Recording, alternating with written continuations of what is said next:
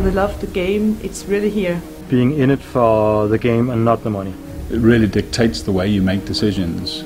So we're all committed to this because we want to make the greatest games absolutely possible. It's gotta be created. I have to play it. The day everything changed was a day in August where Kim came back from a trip to a cousin's party. One of my cousins said, what are you doing, Kim? And I was saying, I have an idea for a great game. I'm, constantly thinking about it. It's the dream of my every waking moment. After a few beers and a lot of talk, several hours of talk, he had a hook in me somehow, and that was the beginning of the conversation around the game.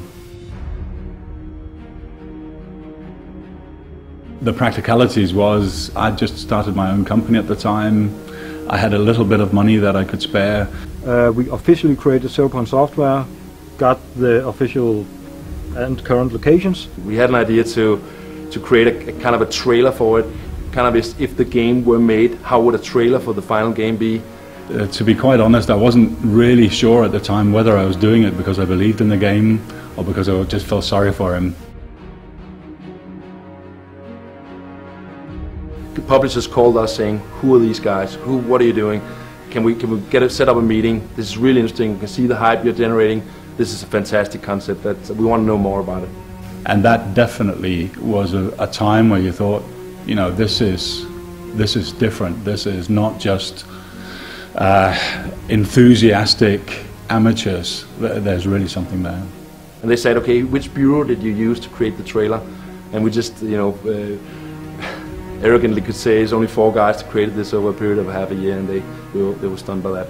But I guess through the meetings it became clear that it was 4 guys. It was 4 guys with a great idea, and a lot more was needed. So we could get a few more people on board. I think we went up to 10 and 12. We got a mad producer called Christian on board. So things got a bit more professional after that. I was brought on early 2007 with the job to build a demo for the publishers. We wanted to do it differently. We sat down with the inner core of the game and just focused on co-op, on character immersion, on AI, and an open-end world. The other side of GDC was the negotiating with the publishers.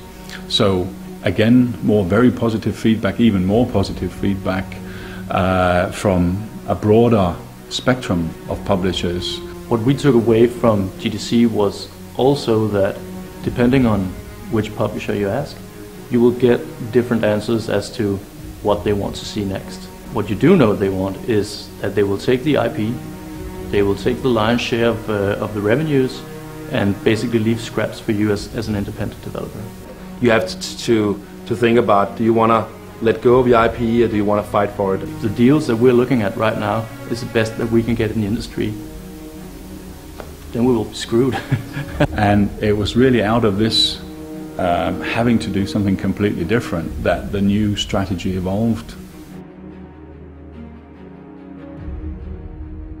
If all we need out there is the gamers supporting the development with some money, we give them back great benefits for the game, and we completely fund the development in Interstellar Marines, that would be ideal, because then we can make the price of the game even lower. But if we want to do this, and if we want to do this right, we probably have to do it ourselves. Potentially we could have a community funding the entire game development of Interstellar Marines, which would be quite awesome. To just say, okay, fuck it, now it's us in the community. No one else is going to get this anyway. So we got Corinna on board.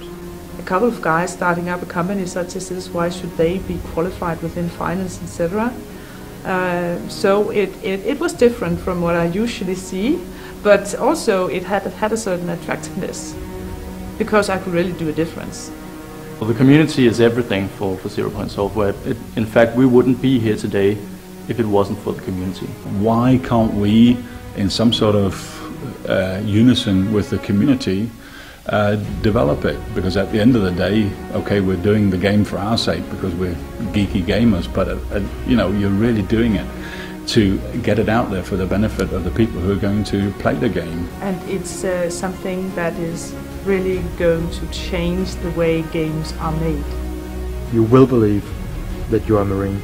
You will believe that a couple of guys can start up a revolutionary grassroots movement where AAA quality games are solely and independently funded by gaming communities, taking the entire power away from the traditional suits.